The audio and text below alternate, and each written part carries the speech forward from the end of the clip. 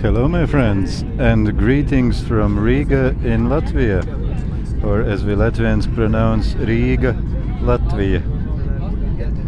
And this is what you see now is the delta, no, not delta. How do you call it in English? Where River Daugava falls into Riga Bay of Baltic Sea. And this is Riga. This is kind of port area.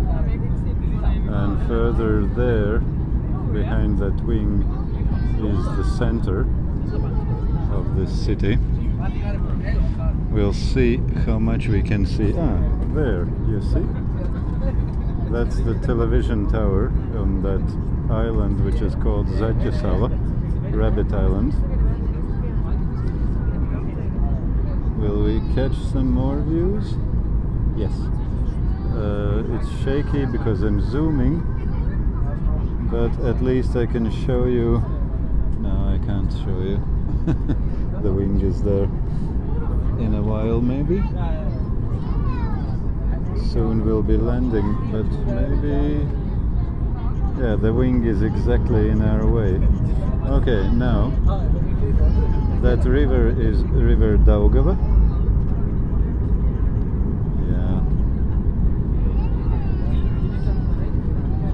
That's almost the central part of the city, but not exactly.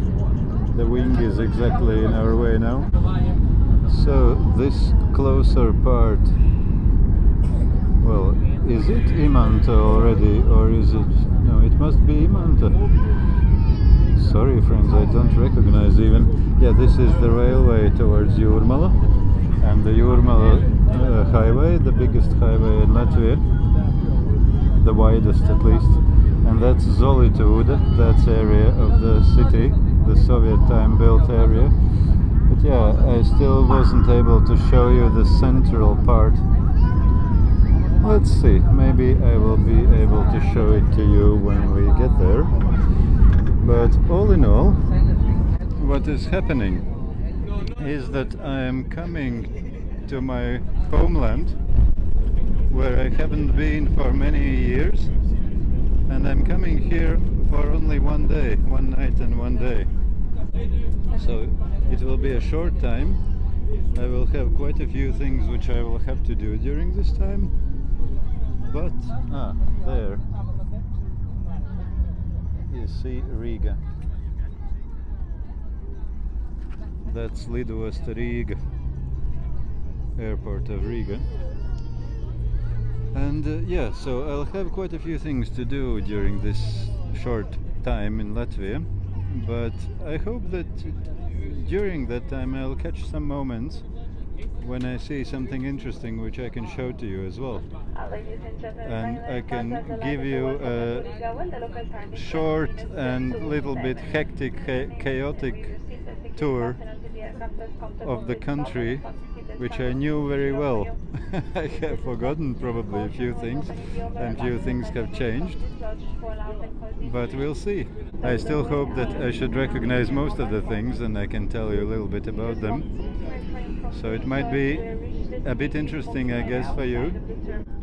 Come join me during this 1.5 day in this small, but as we say, beautiful country, Latvia. Welcome. You know, friends, it feels very weird to be here.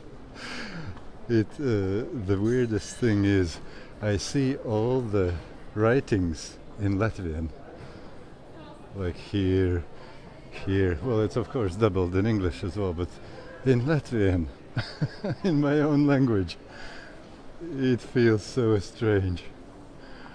Like, I'm used to seeing all kinds of languages, and if I see also English between the other languages, I already feel like it's my language, it's something which I understand.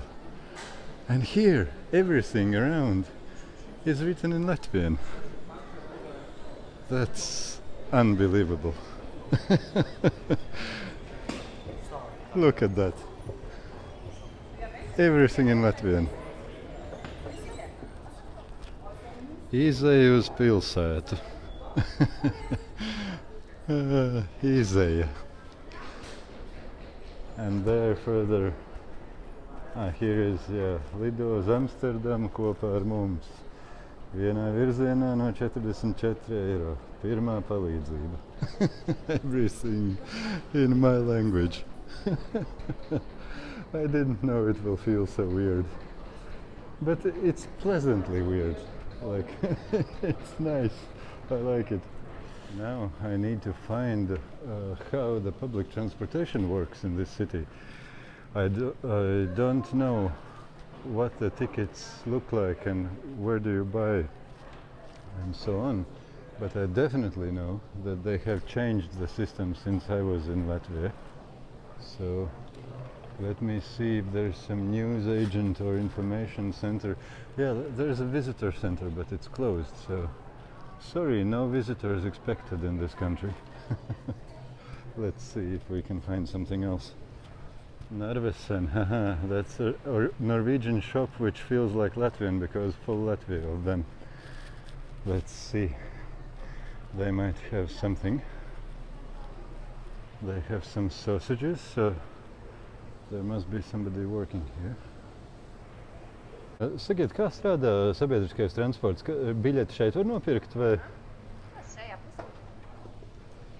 Cik maksā biļeti un kā viņi? Un pārsēšanās? Katru reizi iekāpjot vajag nopirkt. Tātad katrai reizei ir atsevišķs brauciens, ja? Tas nav tā kā, skaidrs. Cik bija viens, esat runājis? Viens būs eiro 15. Eiro 15. Un es varu izvēlēties, cik es lieku virsū uz kartes? Ir 1, 2, 4, 5, 10, 20. 5, lūdzu. 5, 75. Mhm. Paldies.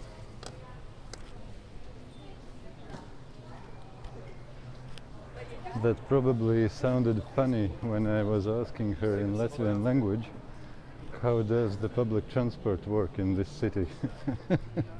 Like, who doesn't know it? If you speak Latvian, you should know it. But obviously I don't. And let's see if the bus stop is in the same place where it was when I was last here. Yeah, I think I see a bus there. Nice. Let's go there. That's the bus number 22. The same which we had. And you see Ukrainian flags here as well.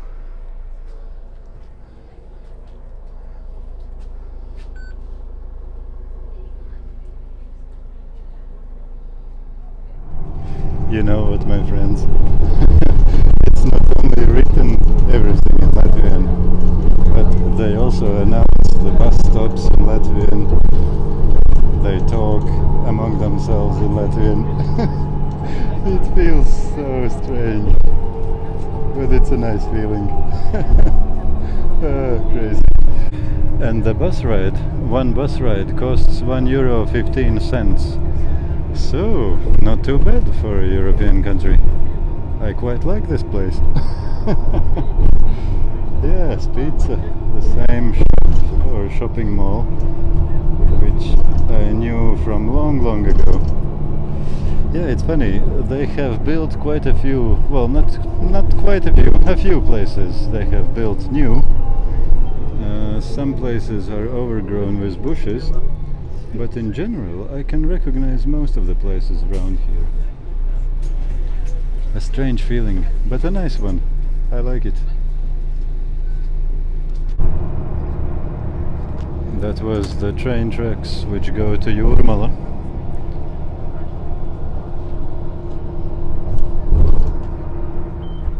Look at this is very Latvian. It says cik var lasīt visu gadu. How much can you read all the year? Latvians and book reading. How not to be proud of my people. And that was just a post office, nothing special. But yeah, there is one thing which I find strange as well. After a while outside of Latvia, Riga now seems to be quite small to me. There is still that shop where I bought a sleeping bag. Riga feels quite small to me now. Like we have just started to drive and we are already approaching the center. Well, not exactly approaching, but it's not too far when I will have to come out. And yeah, it's strange. Like when I lived in Riga, it felt like a huge city for me. All in all, it houses almost half of all the Latvian population. But then again, Latvian population is less than 2 million. In Cairo alone is more than 10 times more. Yeah, and I remember this. You could take a tram here. And they have new trams as well, which they hadn't before. These houses are called Khrushchevkas. That's a Russian term for naming the house, but it basically means that it was built in time of Khrushchev, when Khrushchev was the main boss in the Soviet Union. And that one is something new, I don't recognize that. They built it obviously recently. Well, that recently could be more than 10 years ago as well. And these houses behind those trees, they are called Stalinovkas, because they were built in Stalin's time, when Stalin was ruling the Soviet Union. I remember these places. That's a strange feeling, but I like to be here. Somehow I like it. Riga has quite a lot of parks, and many of them quite nice ones. And the biggest park, Meža Parks, for a standard European, look like a jungle probably, not just a park. It's huge and it's quite wild. But it's not here, I'm just telling you about it. They have these things as well here. When I was living in Latvia, they weren't invented yet, or at least they weren't in use. That's the big monument, which I understood they had a lot of tensions about them, because it's kind of a symbol of Soviet Union, because it kind of celebrates the victory of the Second World War, and that's a railway museum. It kind of celebrates the victory in the Second World War, but it's not so simple, because it was clearly a victory for Soviet Union, but for Latvia it wasn't that rosy, because Latvia was a free independent country before Second World War, but when the Soviet Union defeated Nazi Germany, they also took a lot for themselves after that hassle, and that a lot included that small piece which is called Latvia. So Latvia was annexed in Soviet Union and became a part of that big prison called Soviet Union. So that's why it's not so easily to say that it was a nice thing to have a victory. And they had a lot of tensions about these things recently, I heard. And this, I need to get out first maybe. So that was the bus which I took.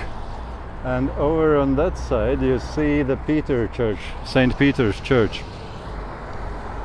There is the center of Riga, the old town, the old Riga, and that's the Dome Church, which I said was kind of similar.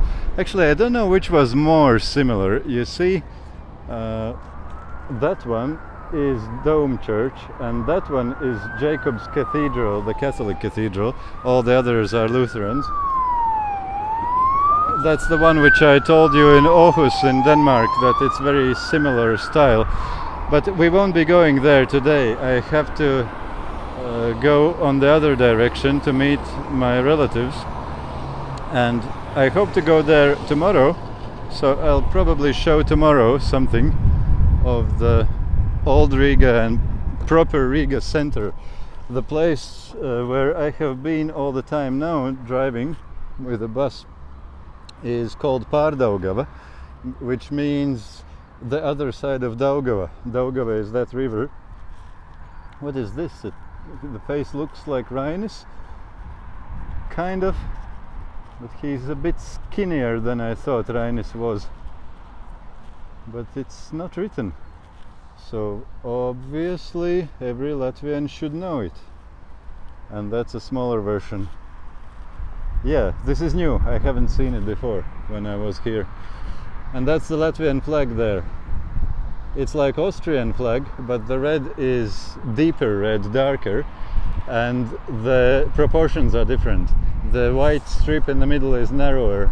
It's not the same width as an Austrian flag.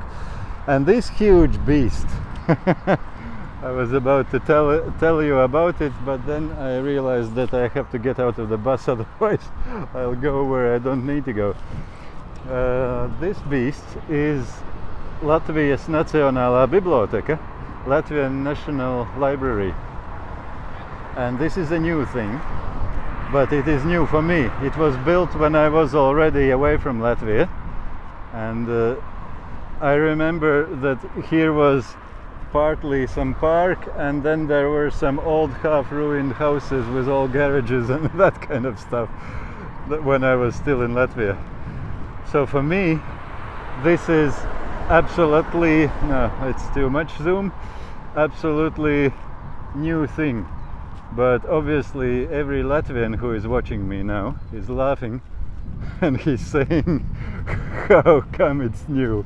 It's so many years ago. Yes, guys, I haven't been here so many years. Let's see now. I remember these are the tram rails, and I remember that there was a tram stop for number 10, which I need. And I looked on the Google map and it said also the same, so I guess it's not changed. Yes, I see number 10 on that sign. Nice. And it's not coming yet, so we should catch whenever it comes. Yeah, this is all new for me. I remember I was driving on this same road with my old Soviet car, which was barely holding together, and I was thinking, will I get through without breaking down in the middle of Riga center, because that would be a big embarrassment to break down in a place where is such a traffic. Well, it might look like nothing to you, but at that time to me it looked like huge traffic, 2 lanes each direction and non-stop going cars and buses.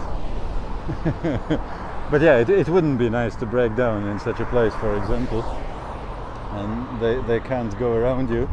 Everybody would be pretty angry with you.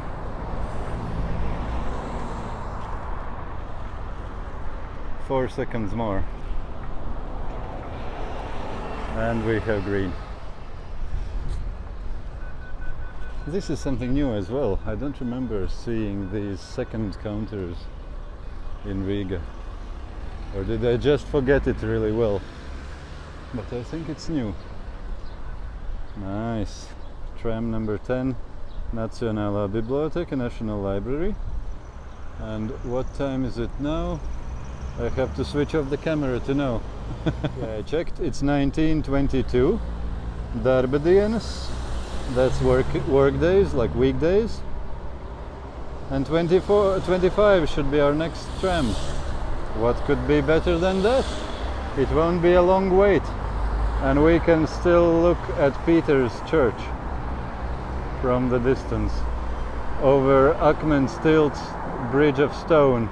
Stone bridge, yes. Yeah, and even there you see. Wow, I didn't notice even. You see the flags. On the right side, yeah, it's not the right angle, but maybe you can see. On the right side is Latvian flag. In the middle of Ukrainian flag. And on the left, am I wrong? Am I dreaming? Or is it really true that it's Belarusian flag? But not the Belarusian, which is Lukashenko's Belarusian. Like you can Google Belarusian flag, what is it under Lukashenko's rule. But that Russian flag, sorry, Belarusian, that Belarusian flag which the freedom fighters are using, the ones who were protesting against Lukashenko's regime. Wow. Like, I had no doubts that Latvia support freedom in that sense of the understanding of things, meaning, well, should I tell these things? I don't know even what should you talk about and what should you better be silent about. But anyway, I can tell you, you see these three flags, that tells you something, right? Let's stop there. And here comes my number 10 tram. The same old tram, exactly the same. The old trams which were Ukrainian flags again. Wow.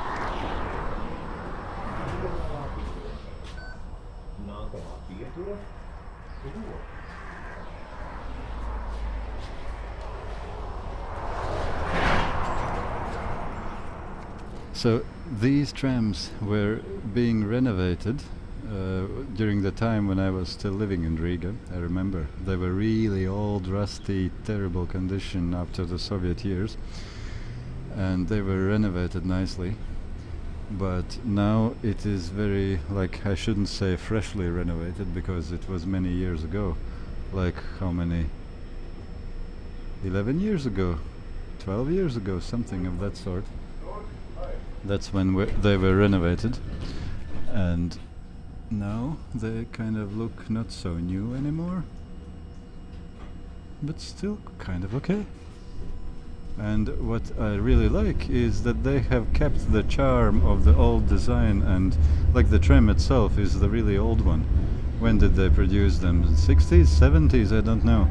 But they did a nice renovation of the old trams instead of buying new ones without the soul. Let's go. So this is the place which I told you, it's called Uzvaras Parks, Park of Victory, and that's the big monument. And yeah, you see the local authority police and all the barriers. I understood that they had some big mess here happening because pro-Russian people were using this place. This park is called Arkadijas Dārs or Arkadijas Parks, I'm not sure, one of those. Arcadia Park or Arcadia Garden.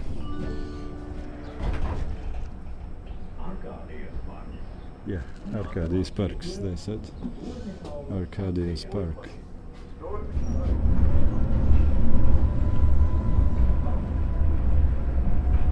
This is About page of my YouTube channel. And if you scroll down, you will find the link to my Patreon, where I post more personal videos which are not meant for the general public in YouTube. So, it's time to get out, my friends.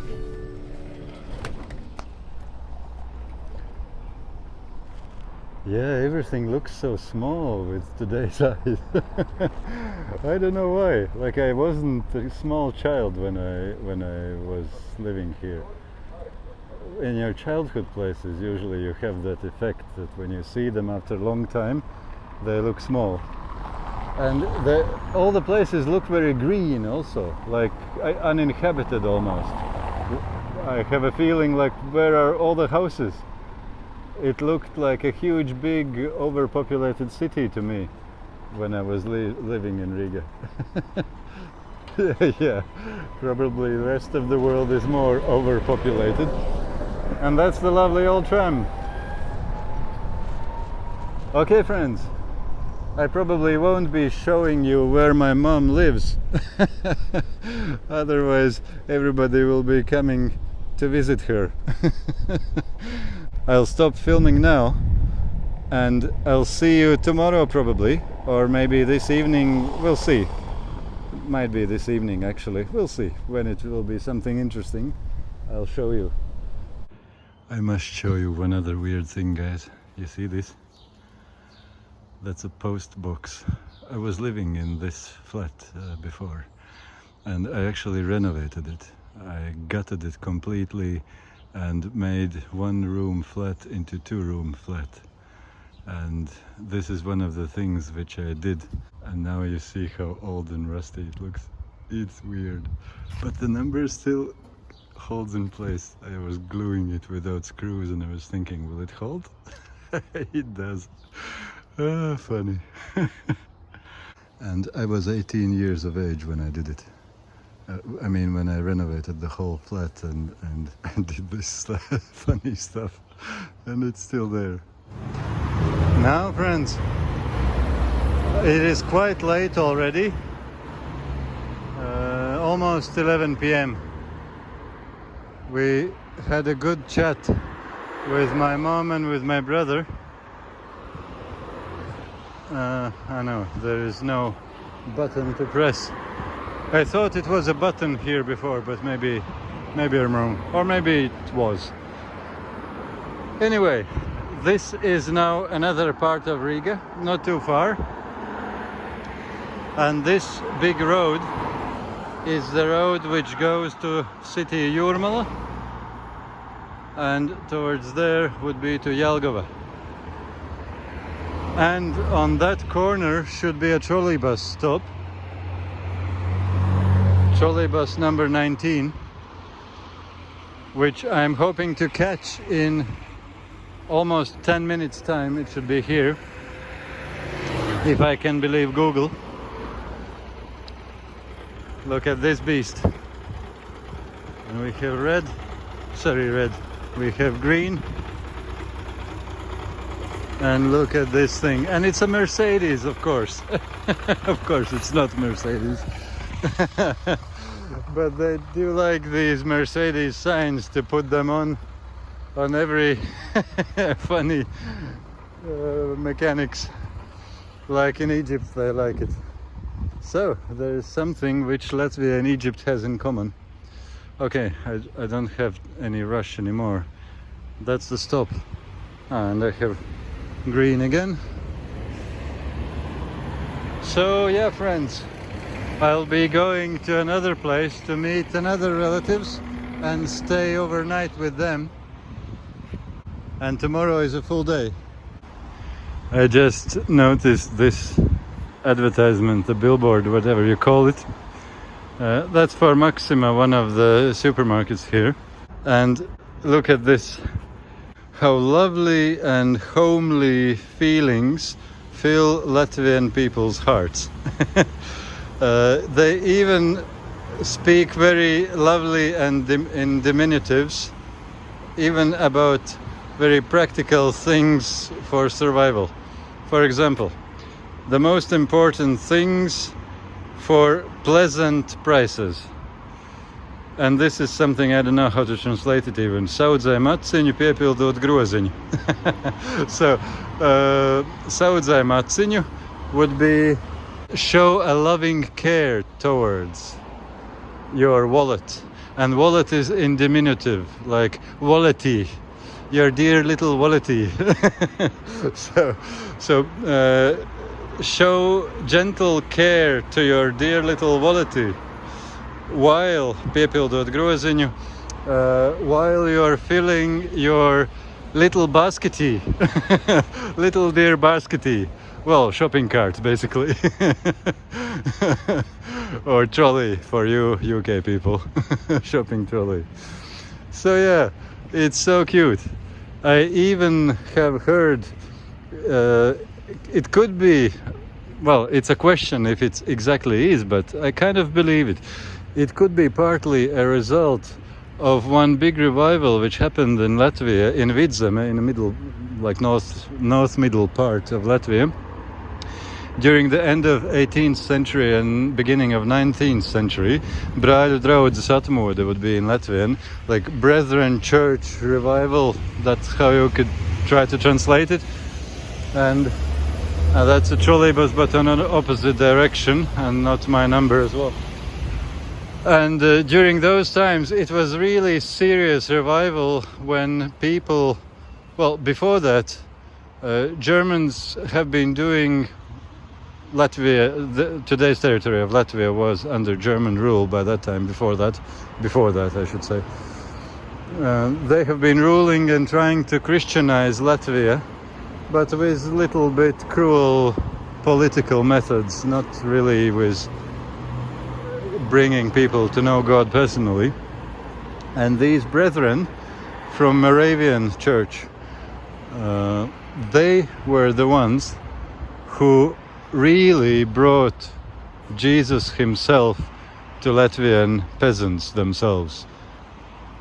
They got them to know each other, and it changed Latvian peasant society so profoundly that there are reports that they were even closing prisons, the alcohol breweries were going bankrupt, and all those kind of funny stuff were happening because the crime disappeared, the alcoholism disappeared.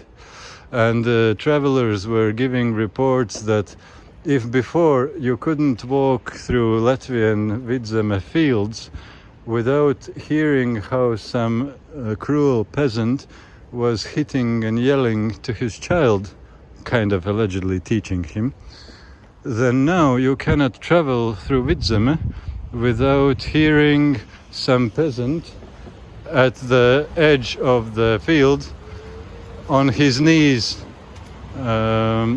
praying for forgiveness of his sins, in weeping in tears, like it's everywhere. And yeah, that's my trolleybus. I'll tell you later. I need to get in this one.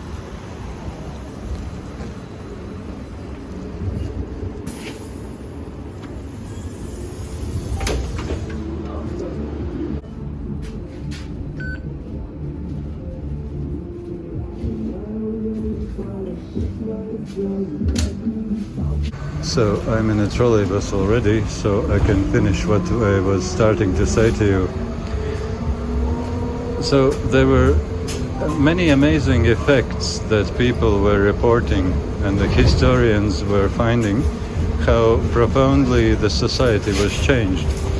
And not only precisely measurable stuff like closing of prisons or bankruptcy of spirit breweries and all that kind of stuff, but also in relationships people were reportedly becoming very close, very loving, very careful of each other. And also literacy, that was the time when peasants started to learn read and write, and the first Latvian writers were born, grew up during those times, and many of them became very famous later on and became like Latvian classics in writing, which basically grew out of this revival. But many people don't know about these things because during Soviet times this was kind of a topic which shouldn't be talked about because it showed Christianity into a good light, which Communist Party of course didn't like and approve. But yeah, one of those things which some historians have been researching was use of diminutive forms in nouns in the language of everyday people.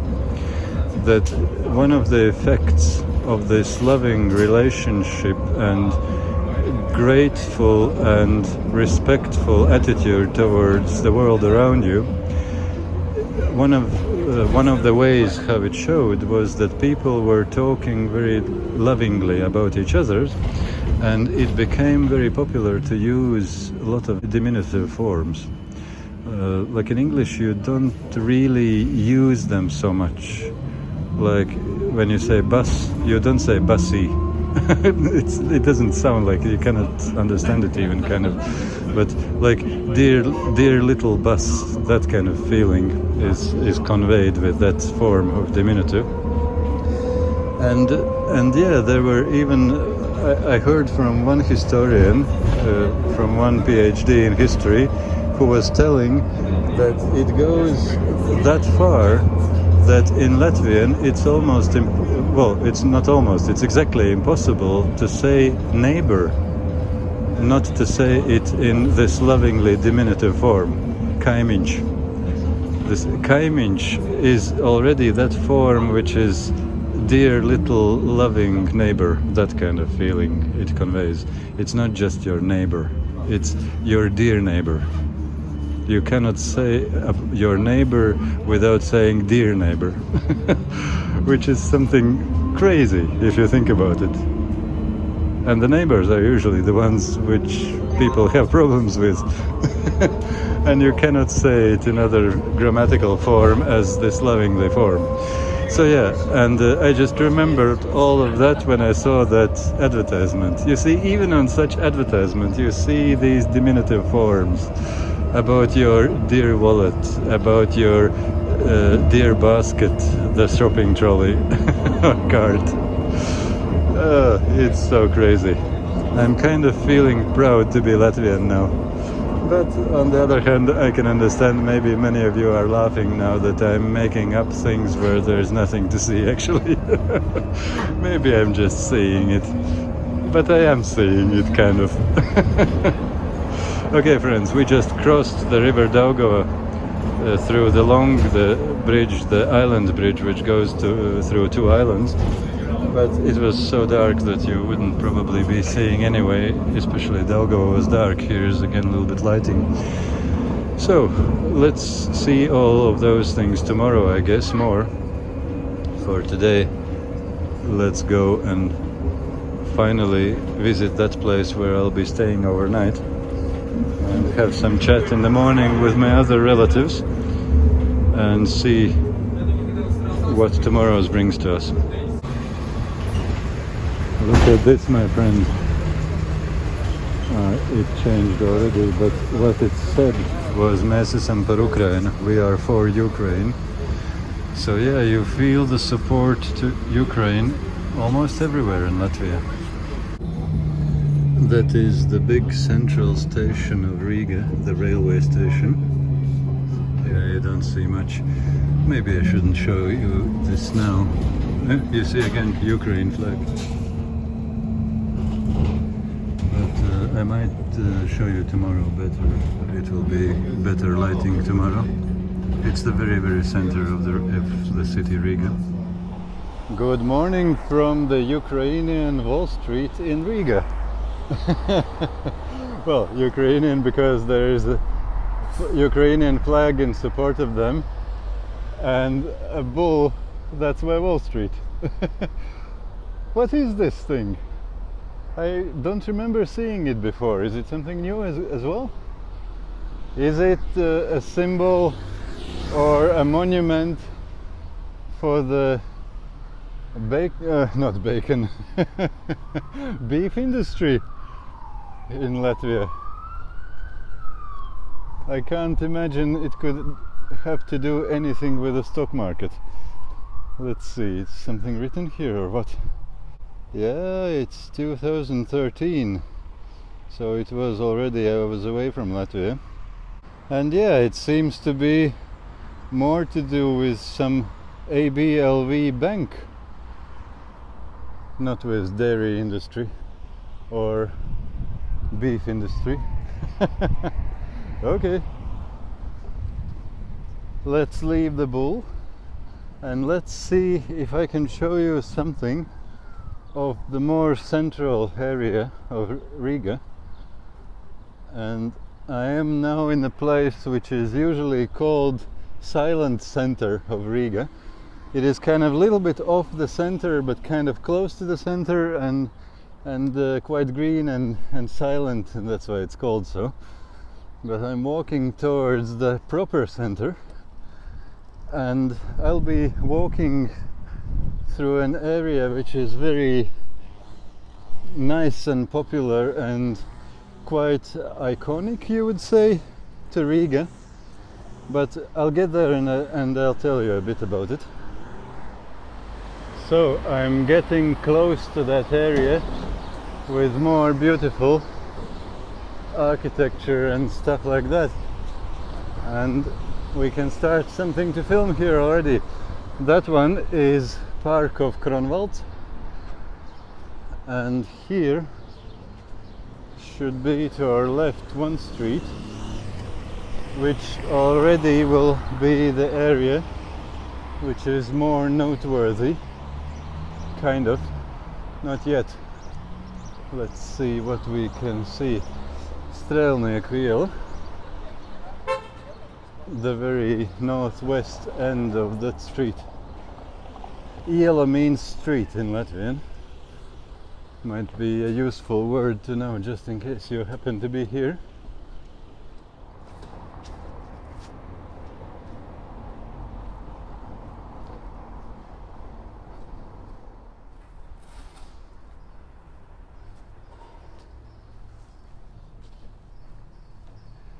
Now we are starting to see something, and this will be on the right, across the street.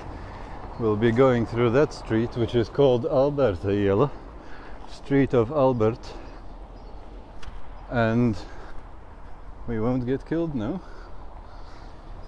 And this is probably the one of the famous small streets in Riga, where you can see the famous Jugendstil buildings. As far as I understand, like this, for example. What do you think about it, my friends?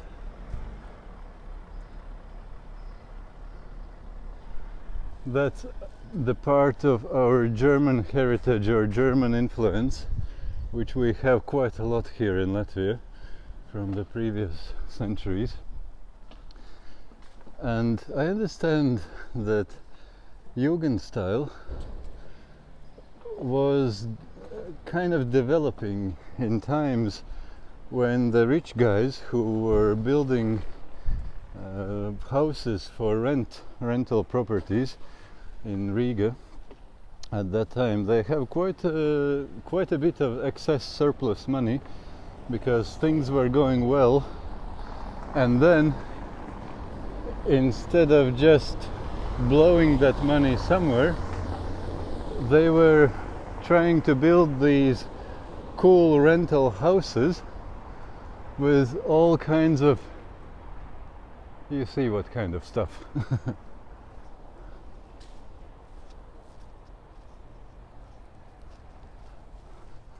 And I have heard that sometimes people say, well, maybe, I don't know, Latvians say that other people say about Riga, but maybe it's just Latvian pride without any reason.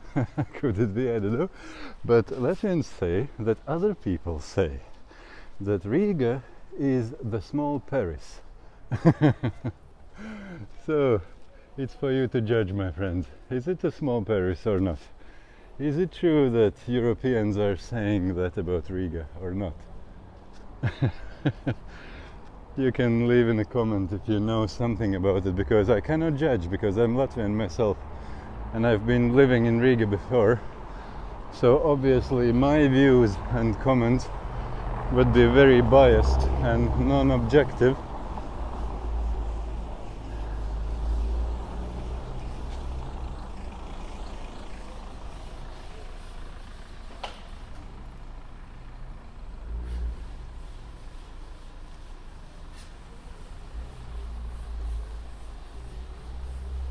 Yeah, the lime trees are just sprouting the leaves in the spring, and it's end of May, very end of May. It's strange. Is it not too late? Or was it just very late spring? Or were they pruned just, no, but they shouldn't be pruned while in leaf. Like that one is in almost full leaf already.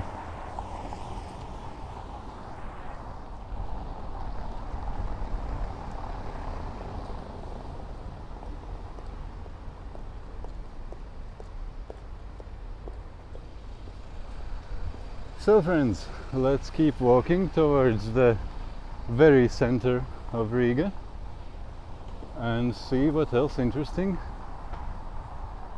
we can view on the way. What do you think?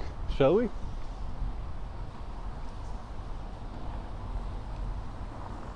This one is already Elizabeth's Iela, Street of Elizabeth, and you see we are still seeing these kinds of buildings. Not too bad, what you say? What would you say?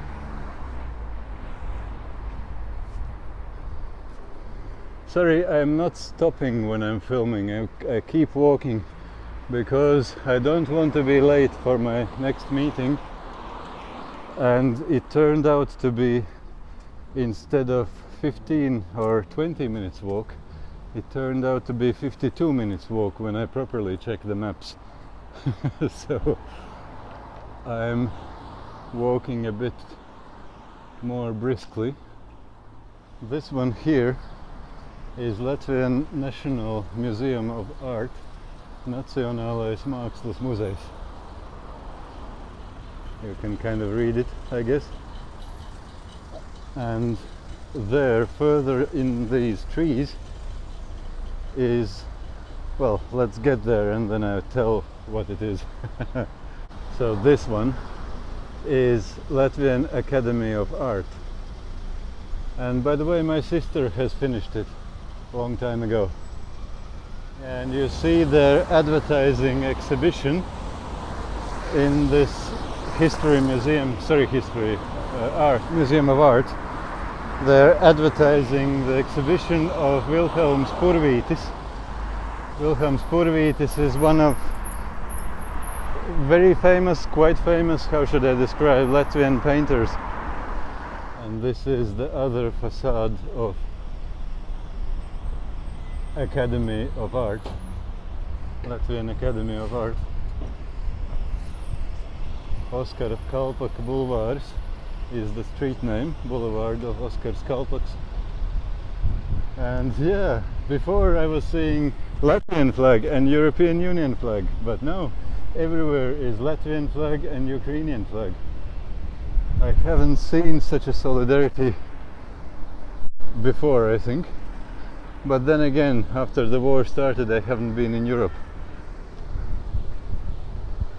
You see there again.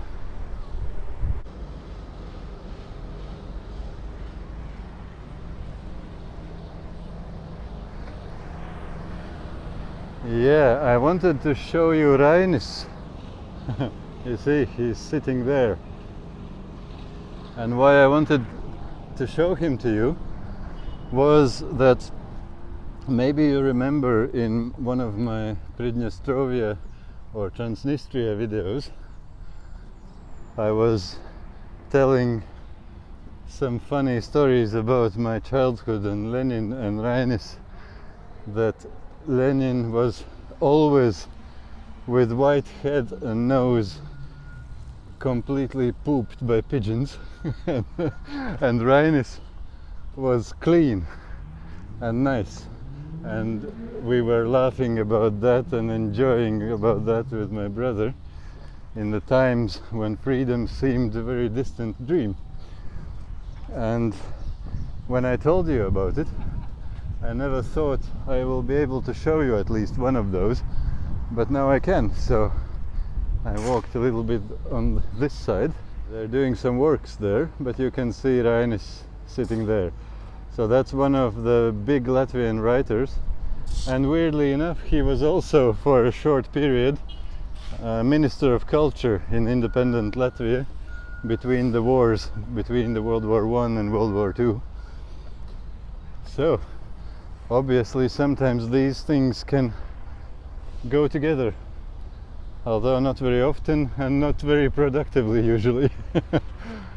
This one here is the Orthodox Cathedral of Riga, and if you wonder why is it Orthodox, how can it be, then yes, indeed, in Latvia there is quite sizable community of Russian-speaking people, and most of them are historically regarded Orthodox. Like in Soviet times, of course, you can pretty much forget about any Orthodoxy, Lutheranism and Catholicism, which would be the three biggest religions here. I'd say Lutherans would be the main kind of biggest confession, we call it, denomination probably in English, followed by Catholics, especially in the eastern part of Latvia. and then the Russian speakers would be traditionally Orthodox. And this is their cathedral. But yes, of course, in Soviet times, this thing, well, I'm starting to doubt now, but I'm pretty sure, I will not lie if I will tell these things to you, that this was the church. Was it? I suddenly started to doubt. No, but it was. So it was closed as a church, forbidden, and there was a planetarium, as they called it. Like in that dome, there was like a theater or something where they showed the stars and taught young, bright Soviet minds about what the stars and constellations are in the sky, astronomical stuff, so that people get more educated and go away from that stupid, naive religious stuff. And that was I was even inside there once. But now it's again long time since back as church.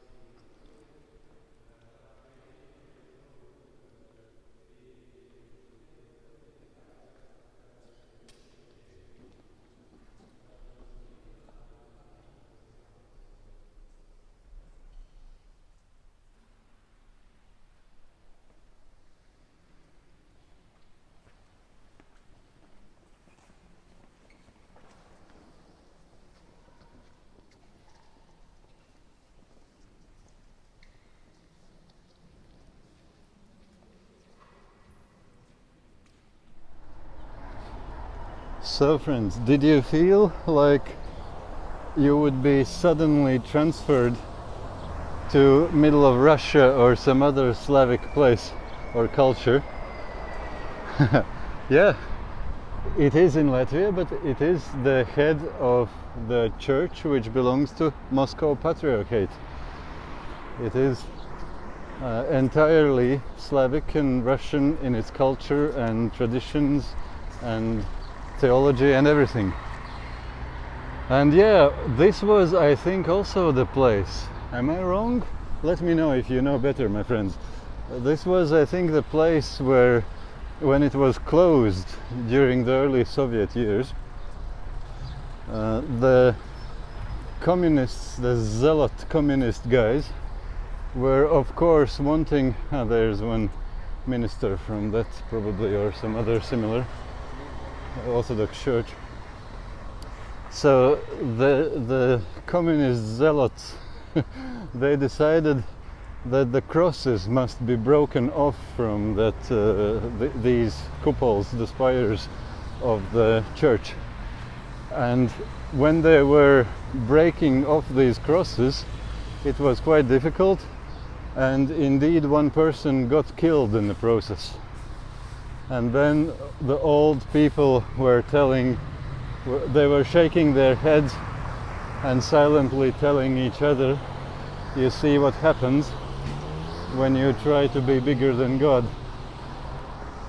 But of course it shouldn't be said loud, because like anything which doesn't agree to the Communist Party agenda, if you were talking about it or even thinking too loudly, you could get sent to the White Bears, as we said at that time, meaning gulags in Siberia, basically concentration camps. I don't know if you know it, but Stalin had concentration camps which were, well, to our Latvian minds at least, worse than the Hitler's concentration camps. And almost every family of Latvians had somebody who were sent to these camps. It was really brutal times in Stalin's time. At least we Latvians see it like that and feel it like that.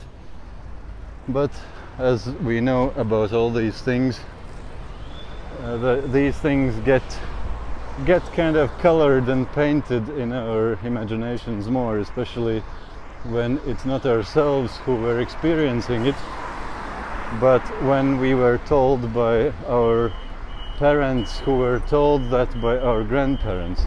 Like both of my granddads were sent to white bears, to Siberia, well, not exactly Siberia in those cases, but sent to these gulags, the concentration camps, to mine coal and do other stuff with such clothing in such climate and such nutrition that most of the people died in a matter of weeks.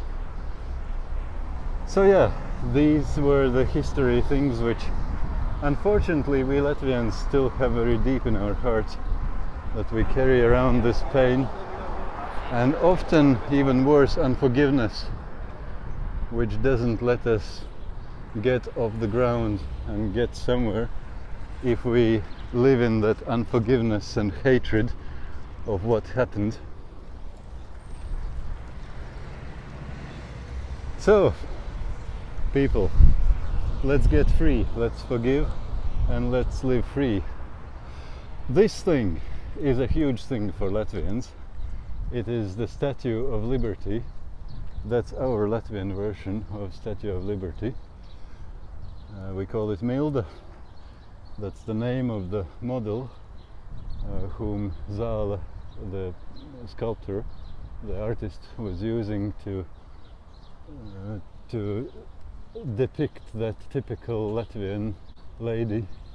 And she is holding 3 stars, which symbolizes the 3 historical regions of Latvia, Kurzeme, Vidzeme and Latgale.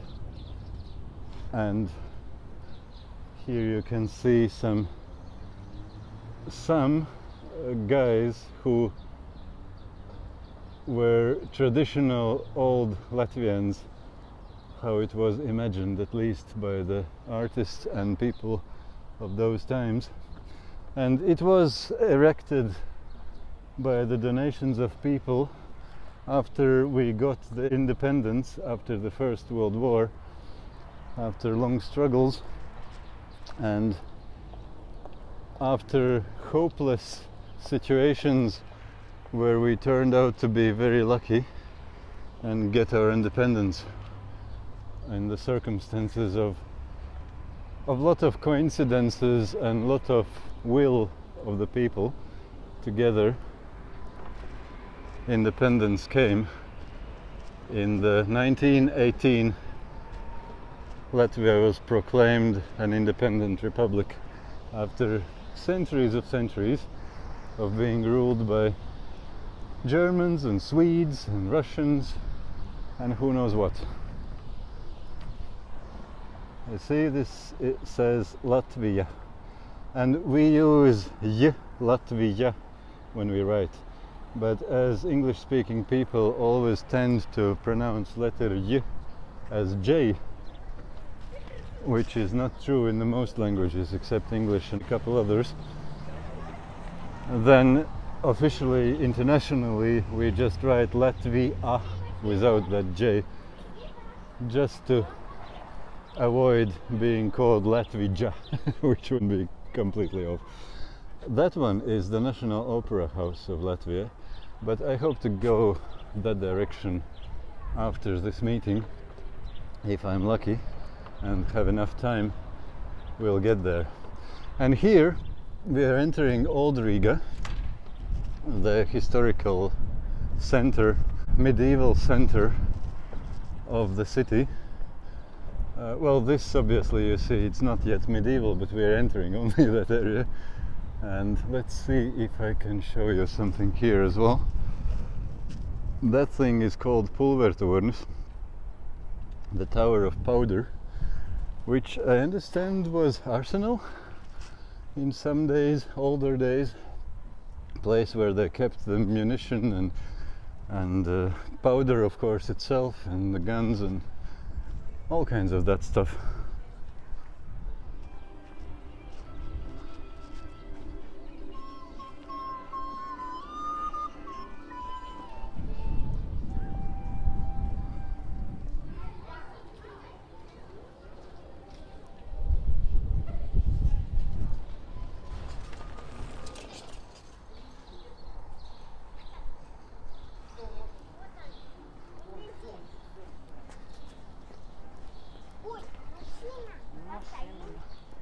And that spire is the Church of St. Peter.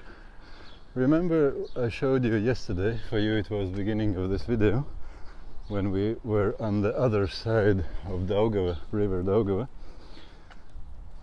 That's the church, and let's see, I don't have too many minutes left, but I think we will just walk past it, and if I have time after the meeting we'll go inside maybe if we can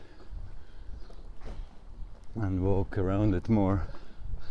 But basically this is very old part of Riga. So that's the Church of Peter, and yes, it is quite big. At least for us Latvians it feels huge with capital H. Well, but it's not even Dome Church, it's not Cathedral even. And this one in front of us is St. John's Church, which is even older as far as I know than the Peters. But it's not so big, of course.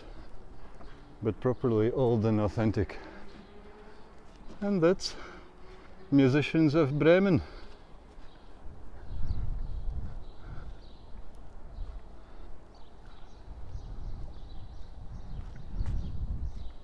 That's the entrance there, and the gate of John. Just one last look from this side before I run further.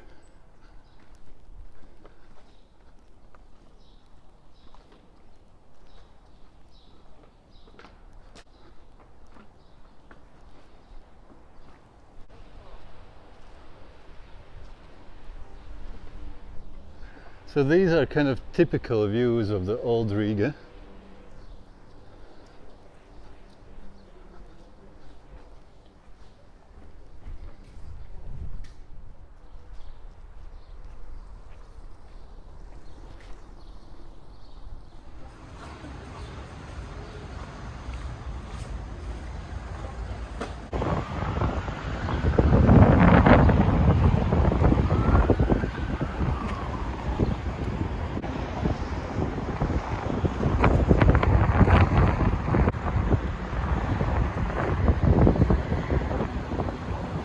This is the old railway bridge over river Daugava. That's the Latvian television house, and that's the television tower. And they are on the island inside Daugava. Behind that island is another island, and only then is Pār Daugava. And this island is called Zaķu Sala, or Rabbit Island. And here you can see what is today central market of Riga, but these big pavilions, they were built by Nazi Germany during the wartime, during the moment when the Nazis were occupying Latvia. And as far as I understand, they were built as a storage place for zeppelins, the dirigibles, or how do you call the flying ships? How do you call them in English? Zeppelin, dirigible? No, dirigible is a French word. Zeppelin is a German, is it? Yeah? And what's in English? Airships, which are lighter than air. They were using hydrogen instead of helium in those days, and that's why they ended not too well. You can read about the disaster of Hindenburg. But during those times when the Germans were occupying Latvia, they were still using them, and that's why they built them there. At least that's what I have heard, but yeah, as a Latvian I have never properly read any tourist guides about Latvia, so I hope I'm right. Let me know if I'm not. And that's some freight train crossing bridge in Riga.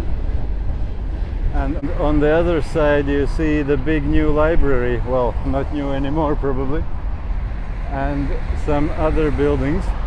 I remember that one, which is Pressesnams, the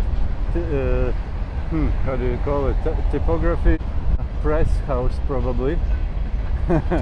I don't know how to call it in English even. And that's the big bank which was just built when I left Latvia. And these two, I don't know what they are. They weren't here when I was here.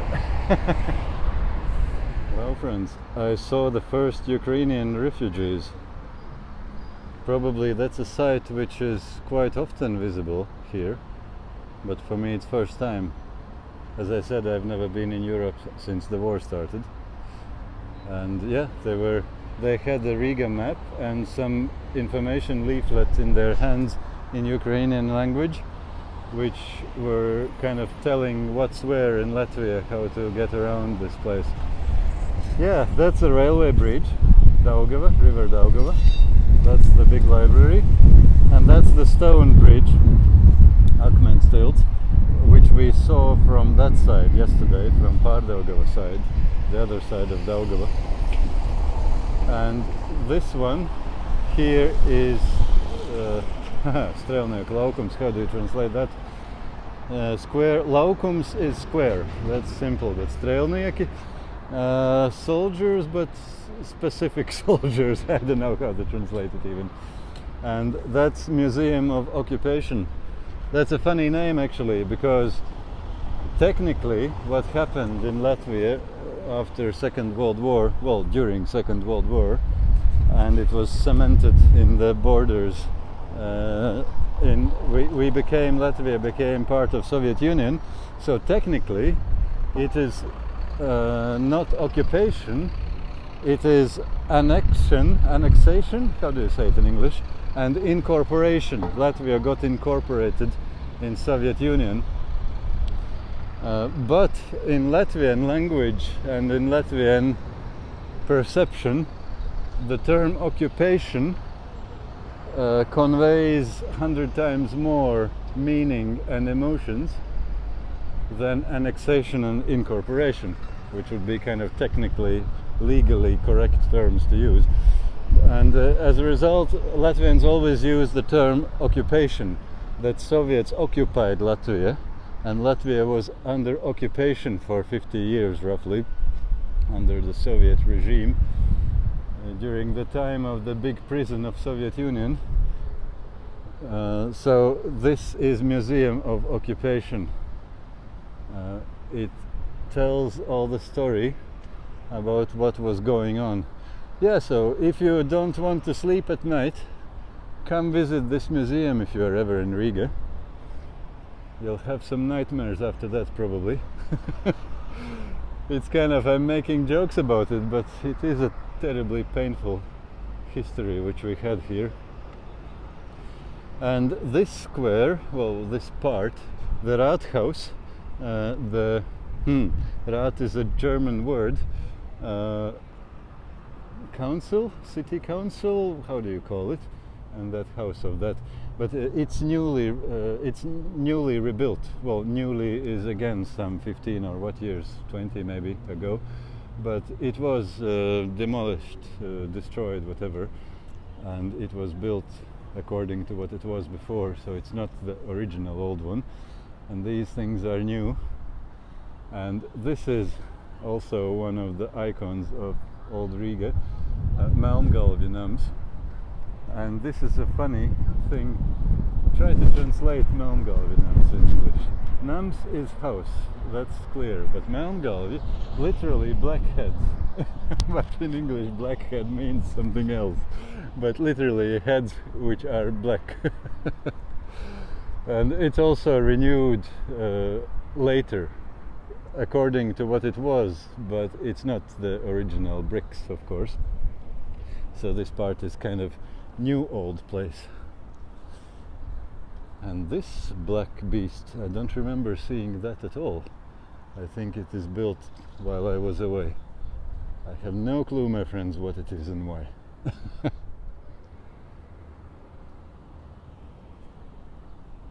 If we walk through this small street from Melngalvi Nams towards east, here we can come through to the facade, the west entrance, the west end of St. Peter's Church. And if you, I'm pretty sure it's a paid enjoyment. But if you have some spare euros, you can go up on the tower. And I have been there once. It's a really fantastic view on the old Riga.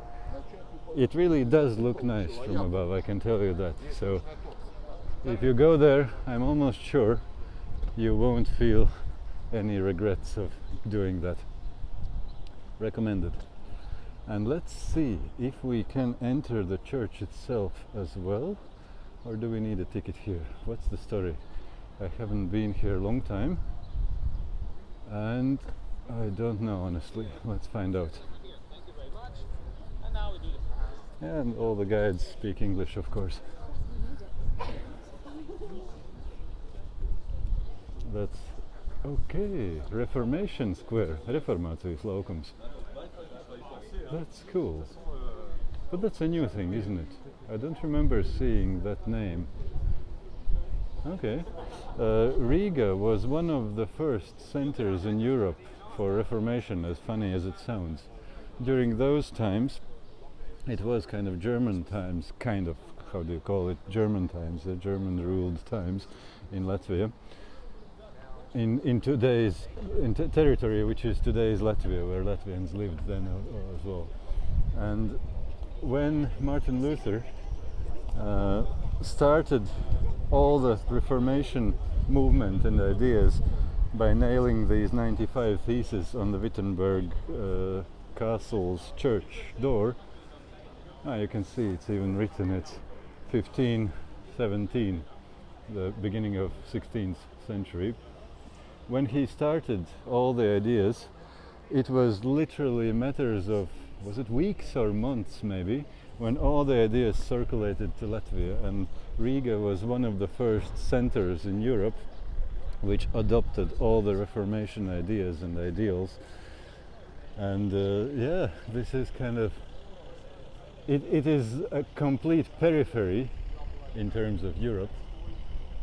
And of course the epicenter was Luther and Melanchthon and all those guys in Germany, in Wittenberg and all that stuff. But Riga was one of the places which was first to adopt it and to really flame up in the flames of Reformation, how do you say it? So yeah, this is probably a recognition of that stuff, Reformation Square. What was it called before? I don't remember even. Was it Peter's Square? Sorry friends, I don't know. Let's see if we can get inside.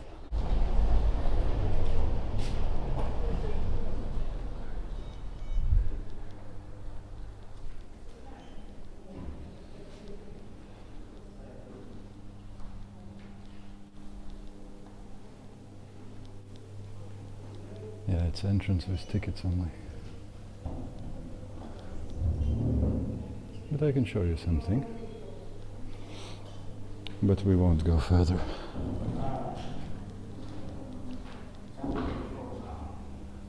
That's how it looked in 1919, the church I mean.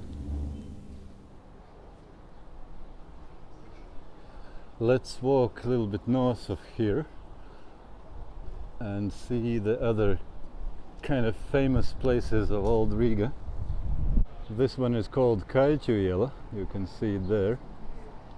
Kaļstraße, Chalk Street. No, chalk is not. How do you say Kalk in English? I don't have the word. The thing which is kind of similar to cement, kind of similar to chalk, but in between them, which you use for plastering the walls and masonry while building chimneys. How do you call this thing? That street. And that one there is the Dome's Church spire.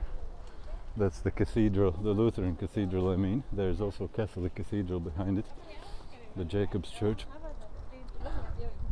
I guess and that's the Peter's Church spire. I guess we'll see them all. I have a few minutes to spare. What is the year here? What do you think? Is it medieval times or is it a little bit newer times? And this is museum of barricades of 1991. So that was the time when the Soviet Union collapsed. Latvia, together with Lithuania and Estonia, were the first of the former Soviet republics which managed to break free from the iron clasps of Communist Party and Soviet Union. And it was a crazy inspiring time. I was a small kid by that time, but it was inspiring like crazy. And everybody, I was living far in the countryside, but even from our village everybody was going here to take part in barricades, to block all the important centers of communication of the government, whatever, all important places. That's the Dome's Church, the east side, the altar side of the Dome's Church. And everybody was coming here to make barricades with the heavy machinery, with iron, what do you call these stuffs, against tanks, because everybody was expecting that the Red Army, the Russian army, would suppress this rebellion, as they did it many times in many other places. Like, ask the Czech Republic people in Prague how they felt when they wanted to break free, how the Red Army suppressed them. And yeah, we were expecting the same. But somehow it all happened that the Kremlin and all the communist leaders were very destabilized at that moment and a little bit divided among themselves. And the unity in Baltic republics were so huge, like the whole, literally all people went out into streets. Like, from my village I remember maybe 2 people who were against or not for the liberty, but everybody was like one person standing for freedom against the Soviet Union, for free Latvia. And it was such a unity, and the communist leaders were so divided and disoriented in that kind of situation. And the economy was, of course, in a complete mess by that time in Soviet Union as well. And the Gorbachev's perestroika also made a lot of changes which destabilized the whole situation. So the situation was such that it was never given a command to bring in tanks and suppress, but we were ready for that. Everybody was ready. Everybody was like, even people didn't have arms, but they were burning fires here, the bonfires, and ready to throw a flaming piece of firewood towards any Red Army personnel if they would come here. And everything was blocked off with big stones and huge machinery and the metal constructions against tanks, so that no tanks would be able to get in here even. So that's the barricades. Sorry, I got carried away. That was a huge inspiration time for Latvian people, and yeah, pretty much all the Baltic people, and not Baltic as well. Not Baltic only. That was the time when Berlin Wall fell down as well, and basically when the Cold War ended with a defeat of the religion of communism and victory of the Abrahamic religions, meaning the Christianity, Islam and Judaism, at least how I would see it.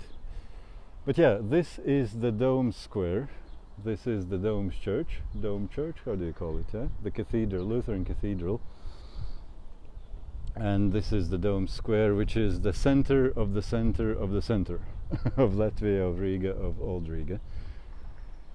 At least that's how we regard it. Let's see if we can go inside, maybe. That is the western facade, the entrance of the Dome's Church. And it looks to be open. Let's see. Do we need tickets here or no? I can't remember. I've been here many times and have done a lot of stuff in here, but I don't know if I come as a tourist. Do I need ticket?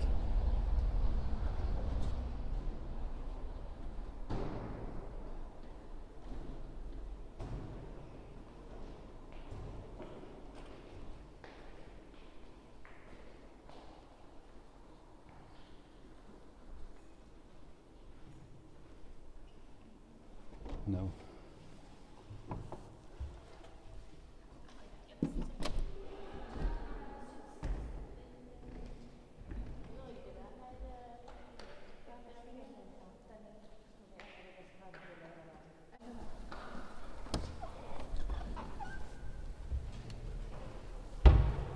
Yeah, unfortunately it was ticket.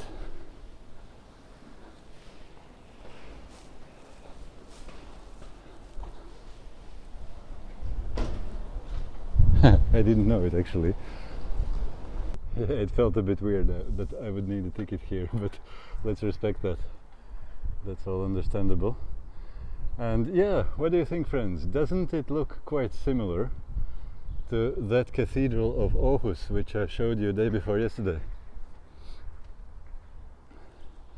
Let's walk and see if we can go towards the Catholic cathedral.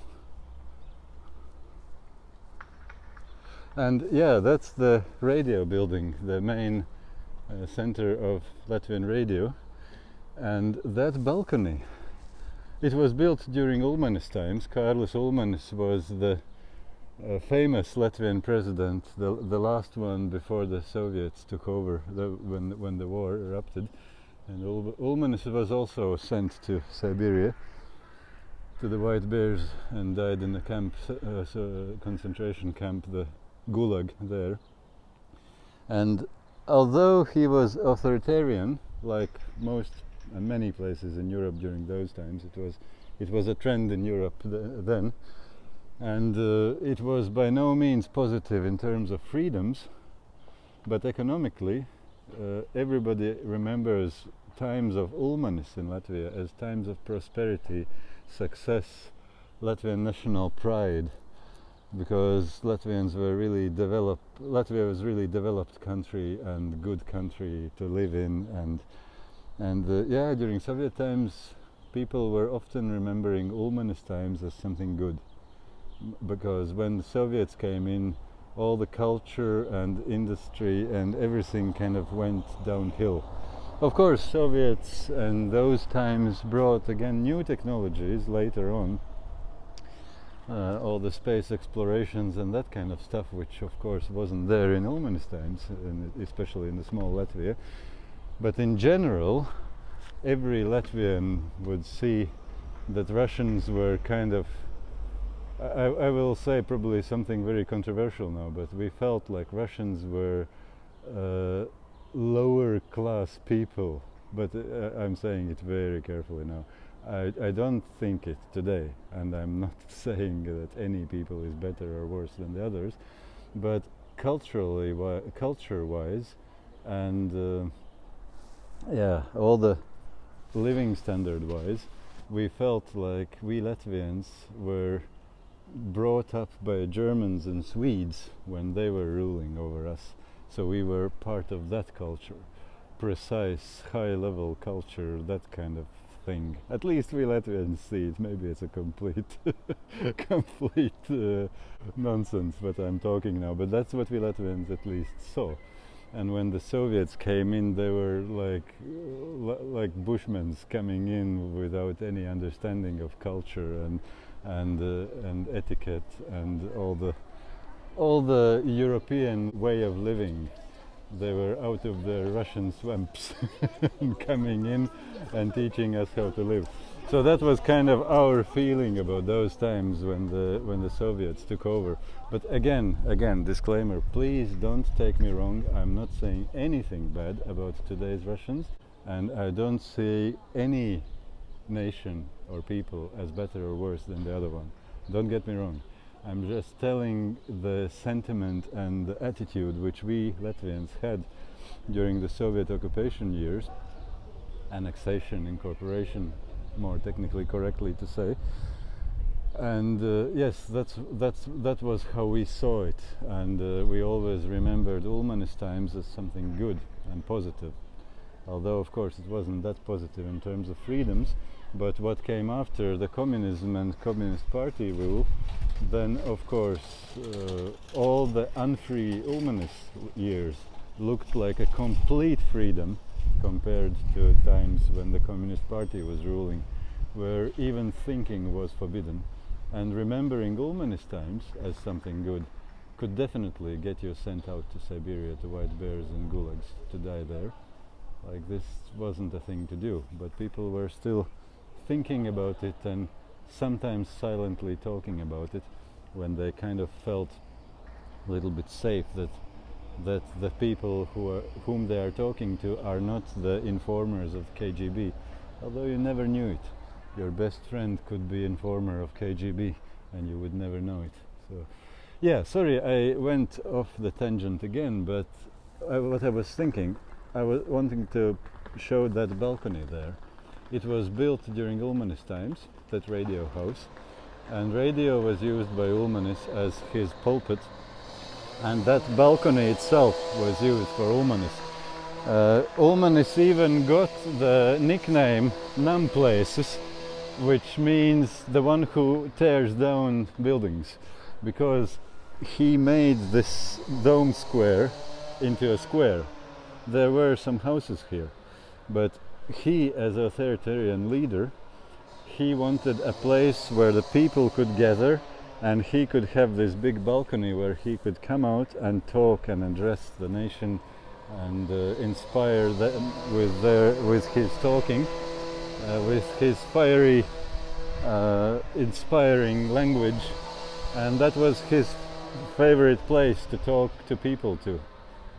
That's why he gets this name, Namplaces, the one who teared down all the houses here to build this square and have a place to address people from that balcony.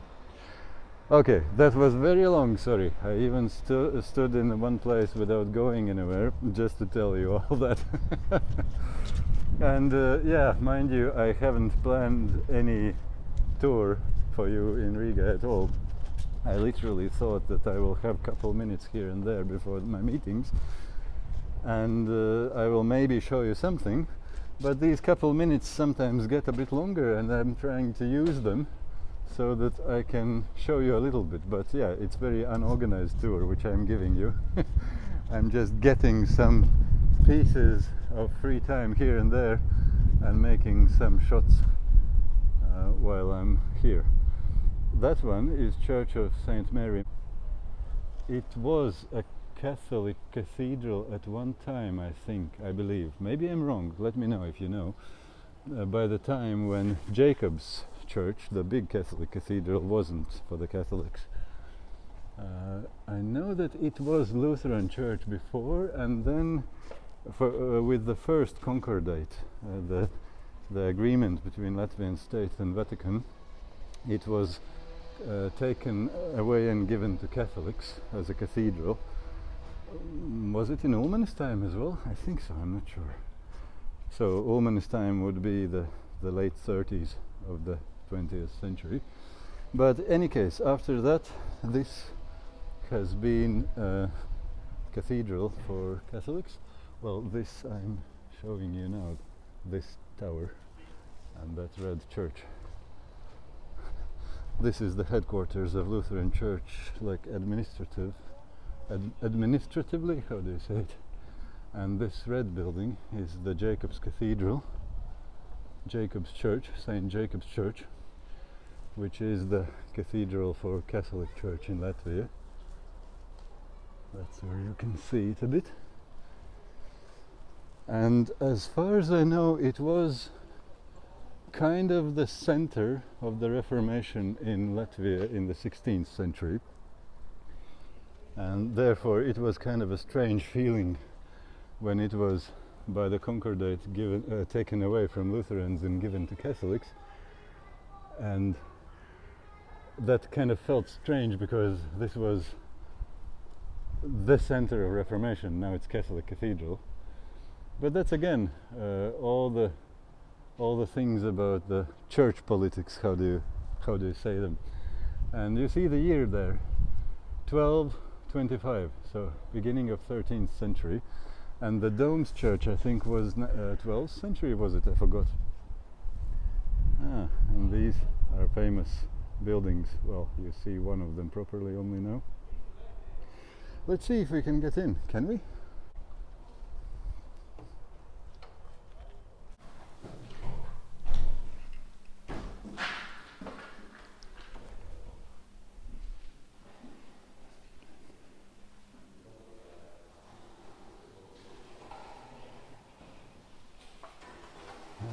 renovating here. It actually feels very small compared to Peter and Dome. I haven't been here a long time.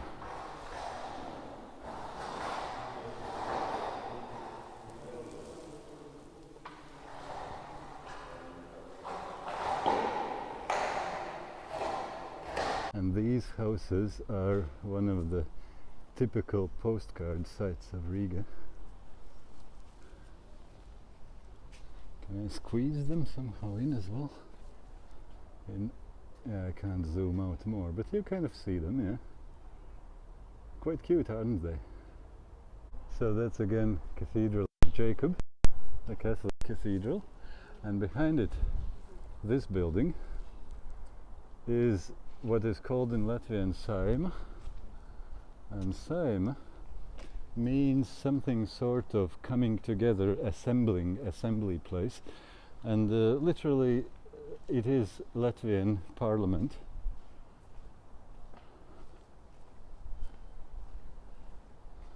You see, Latvijas Republika Saima, Parliament of Latvian Republic of Latvia. And that's the Jacob's Cathedral from this side, from the north side. That's one last view of Saima from this side, and the Jacob's Cathedral from the east side, from the altar side. And there is the altar end of the Dome's Church, Dome's Cathedral.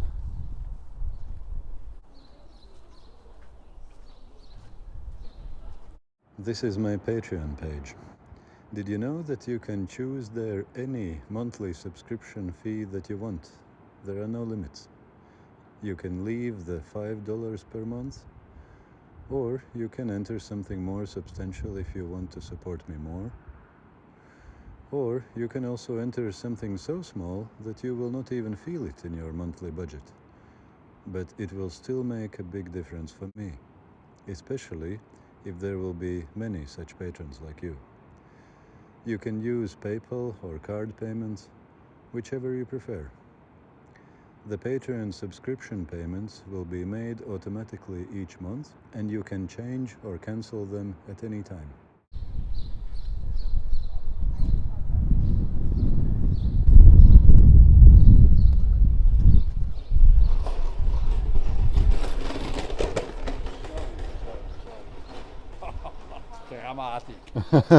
Yeah.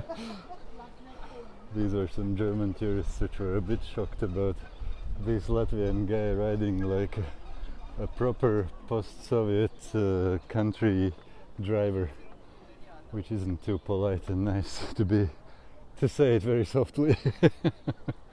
Yeah. I hear that Latvian drivers are getting kind of more civilized than Europeanish, but they still have a long way to go to become really nice to each other and give way to each other. And so we still have that post-Soviet, the Soviet heritage of being how do you use a polite word here? Basically egoistic person who is trying to get somewhere by stepping on other people's heads. How do you politely say it in one word? I don't know. But yeah, that's what Soviet and communist rule, Communist Party rule gave us.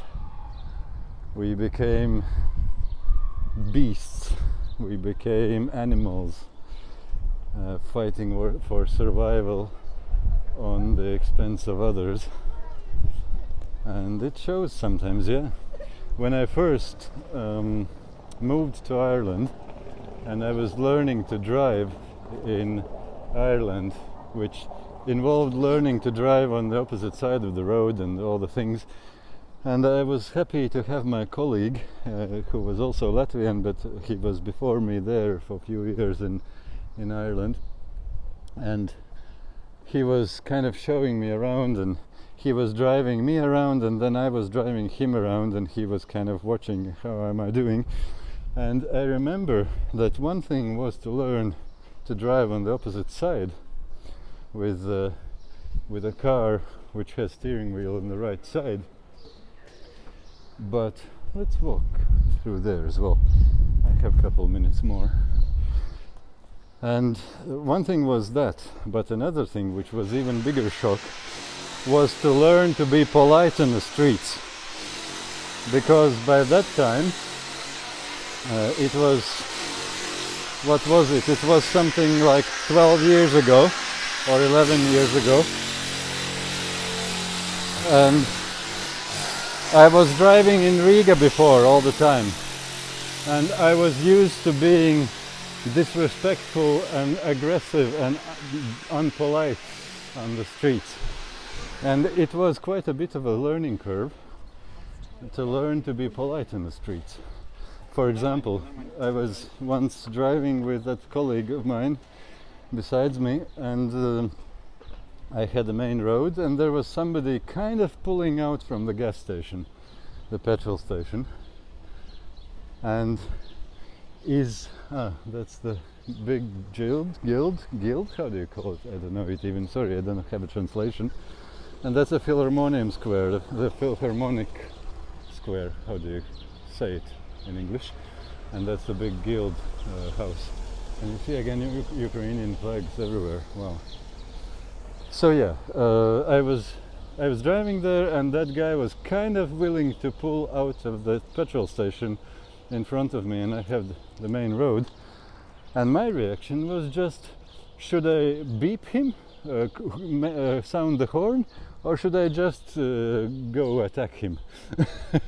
That was my reaction, and I was asking my colleague which of the two things I do now, and he was looking at me, smiling, and said, give way to him.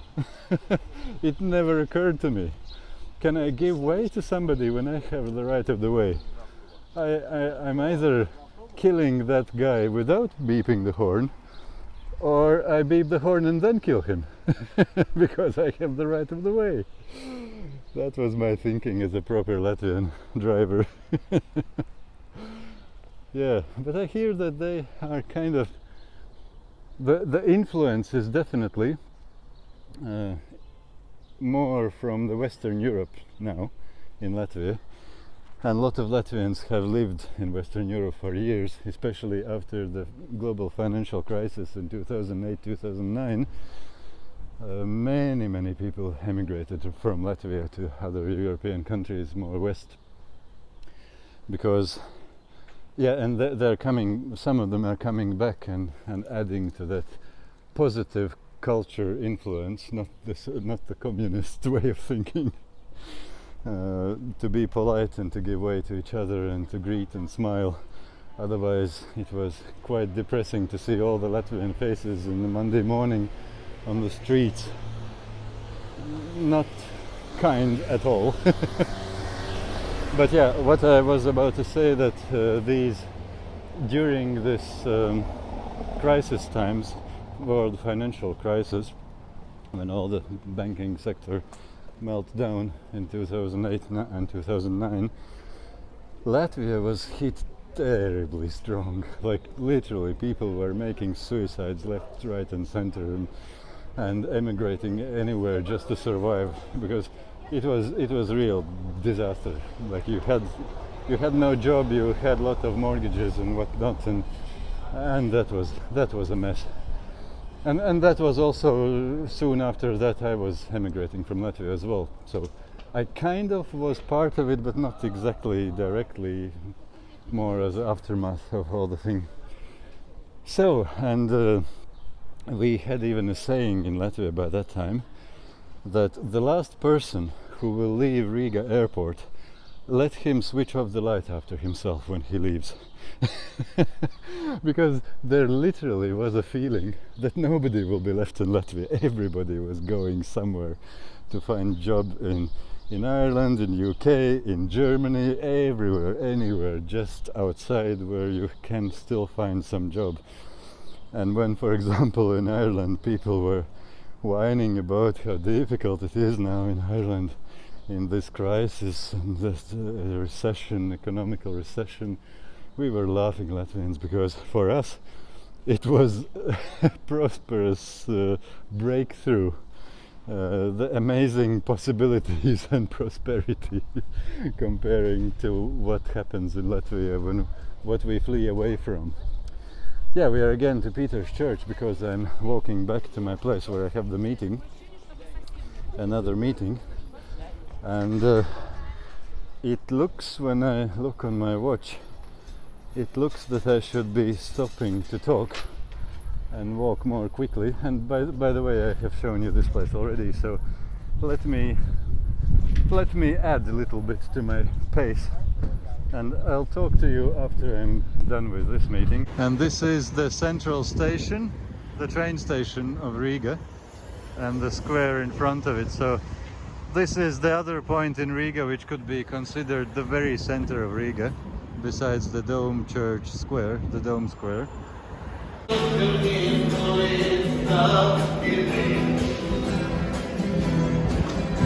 And this one is the bus station of Riga.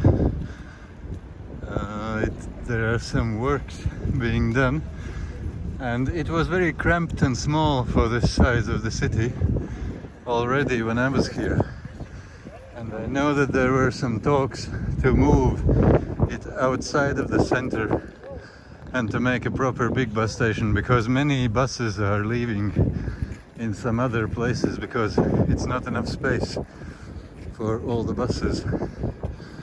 And you can see there, that's where the platforms are, and the railway bridge behind. And these are the pavilions of what is today the central market of Riga, but where the Nazi Germans built these pavilions for storing the Zeppelins, as far as I understand. Now friends, we are going to go for a little ride in River Daugava with my classmate. We'll see what happens next.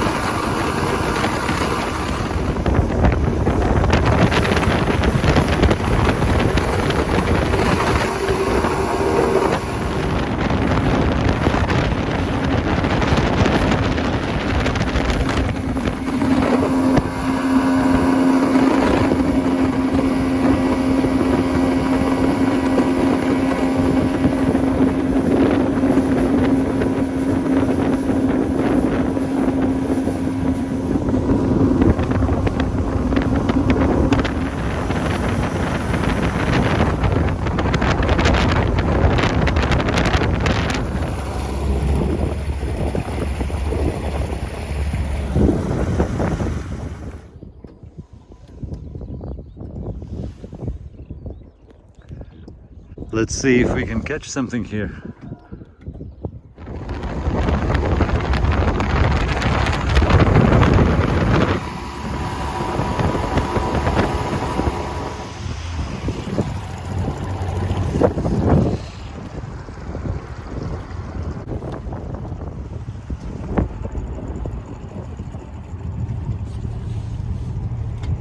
That's the place where we'll be getting out of the water.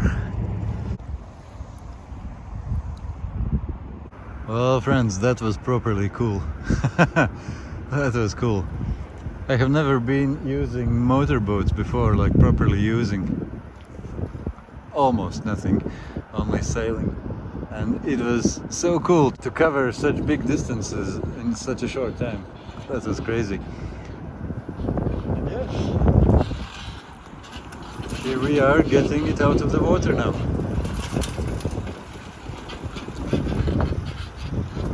What an amazing classmates I have. We met since long time. We were in the same school in childhood. And now we met again after who knows how many years.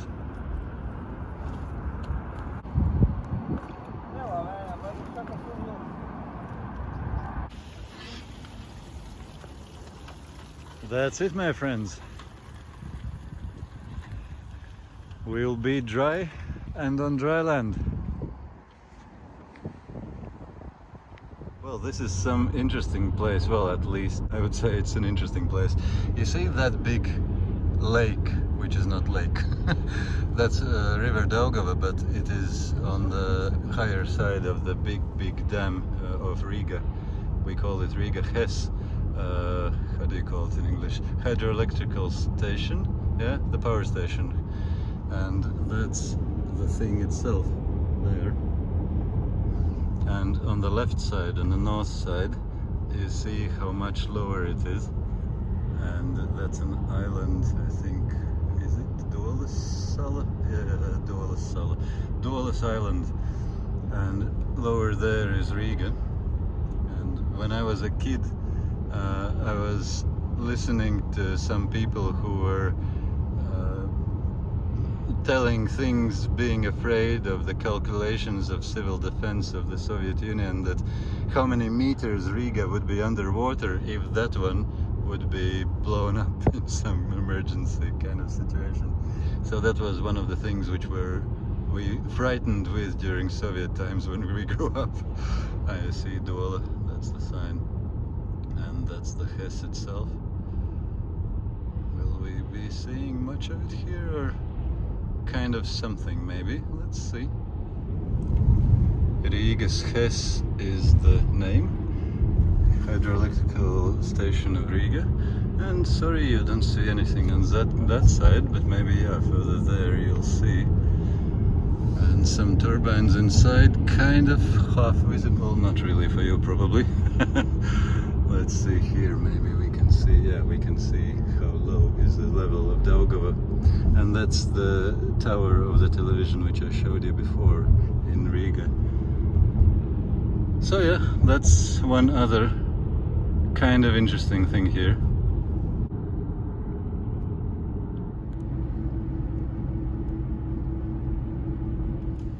So friends, I am now at Riga airport, and what an amazing day this was.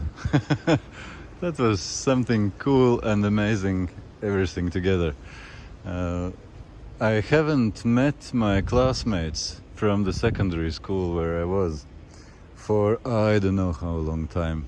Like, I don't remember even. We met once, maybe 2 years after we finished the school at 1999. And I haven't had almost any contacts with any of them since then. And recently we got in contact in a WhatsApp group, and yeah, we figure out to make some, how do you call it, gathering when we met, and it was crazy good. And one of my classmates I met even sooner, and you saw it, we were going fishing with his boat, and yeah, that was cool. And then we met with many of them in one of my classmates' home, and we spent the second part of the day there, and that was a lot of laugh and that was good. Just in case any of you watch me now, this was good, thank you. That was cool.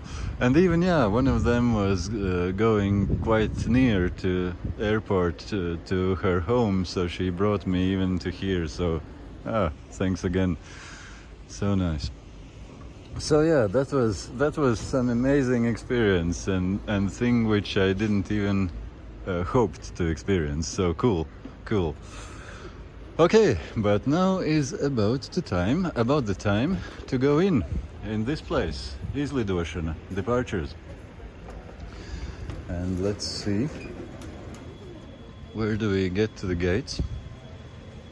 And it's time to go. This one day and one night is over in Latvia. What do you think, friends? What do you think about the country where I was born and where I spent the first half of my life? Did you like it? For me, it was a really nice experience. I was happy to be here. And who knows? One day, who knows when, I might come again. So friends, I don't think there will be anything too interesting from this point on, because the departure will be very late, it will be dark, so nothing to see there. And should I show you any of these things ahead of us? Probably not. So, I'll say goodbye to you and see you in some other place, in some other time. All the best, my friends. If you'd like to hear more from me and support me in my ways, you're more than welcome to become my patron. Find the link to my Patreon page just under the description of my YouTube channel's About page.